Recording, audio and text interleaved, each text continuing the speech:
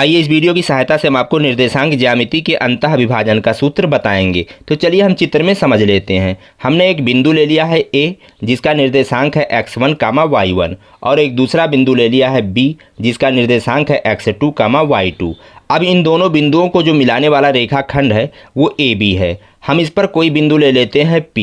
ये बिंदु P A B रेखाखंड को m1 अनुपात m2 के अनुपात में बांट रही है, अर्थात AP की जो लंबाई है वो m1 के बराबर है और BP की जो लंबाई है वो m2 के बराबर है। तो जो बिंदु P है उसका निर्देशांक हमें निकालना है। तो हम मान लेते हैं कि बिंदु P का जो निर्देशांक है वो x, y है। तो x बराबर होगा m1 गुणे x2 प्लस m2 गुणे x1 बटे m1 प्लस m2 और y बराबर होगा m1 गुणे y2 प्लस m2 गुणे y1 बटे m1 प्लस m2। अब इसे आपको याद कर लेना है, ये अंतः विभाजन करने वाले बिंदु के निर्देशांक निकालने का सूत्र है। अब चलिए हम इस पर आधारित उदाहरण को देखते हैं। उदाहरण है, उस बिंदु का निर्देशांक ज्ञात कीजिए जो बिंदुओं 2, 1 और -3, -4 के बीच की दूरी को 2:3 के अनुपात में अंतः विभाजित करता है। तो चलिए हम इसे चित्र से समझते हैं। यहाँ पर दो बिंदु दिए गए हैं जिसमें से एक बिंदु का निर्देशांक है 2, 1। हम इसको बिंदु ए मान लेते हैं। तो बिंदु ए का निर्देशांक है 2, 1। इसमें भुज जो है वो 2 है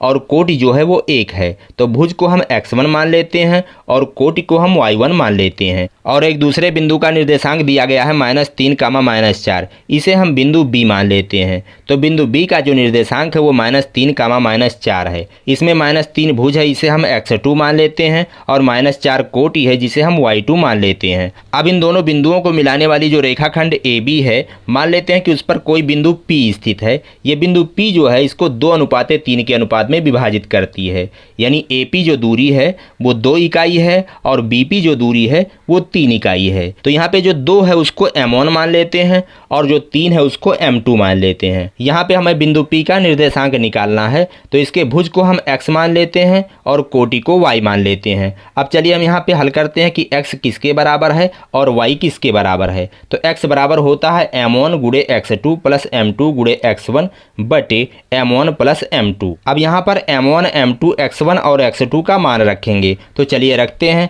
पहले है m1 गुणे x2।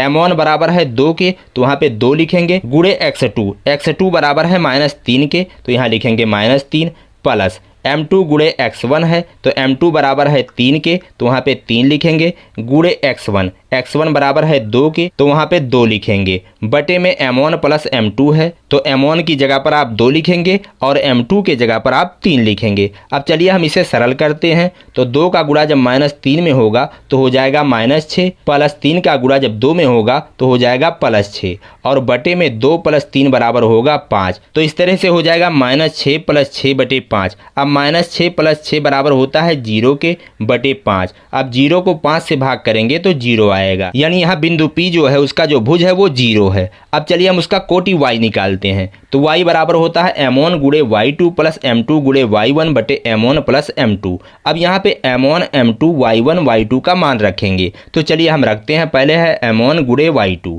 तो m1 आपका 2 है तो 2 लिखेंगे और y2 आपका -4 है तो यहाँ पे -4 लिखेंगे, प्लस m2 गुणे y1। m2 आपका 3 है तो यहाँ पे 3 लिखेंगे, गुणे y1 है तो y1 बराबर है 1 के, तो आप 1 लिखेंगे, बटे में m1 प्लस m2 है। तो m1 आपका 2 है, m2 आपका 3 है, तो हो जाएगा 2 + 3। अब चलिए हम इसे आगे और सरल करते हैं। अब यहाँ हम ऊपर गुणा करेंगे, अंश में गुणा करेंगे। जब 2 का गुणा -4 में होगा तो आएगा -8 और प्लस 3 का गुणा जब 1 में होगा तो आएगा 3 और बटे में आपका हो जाएगा 2 + 3 बराबर 5। तो इस तरह से बचा आपका -8 + 3 बटे 5। अब -8 + 3 बराबर होगा -5 के और बटे में 5। -5 को 5 से भाग करेंगे तो उत्तर आएगा -1, यानी जो बिंदु P है उसका कोटि निकल करके आया -1। अब यहाँ पर हम आगे लिखेंगे, अतः अंतः विभाजित करने वाले बिंदु का निर्देशांक बराबर है, हमने माना था x, y और x की जगह पर आप x का मान लिखेंगे और y की जगह पर आप y का मान रखेंगे। तो x बराबर है 0 के, तो यहाँ 0 लिखेंगे और y बराबर है -1 के, तो यहाँ पे -1 लिखेंगे। इस तरह से जो बिंदु का निर्देशांक आया है वो है 0, -1। यही आपका उत्तर है। तो चलिए हम आपसे मिलेंगे इसी प्रकार के अगले वीडियो में। कहते हैं जय हिंद, जय भारत।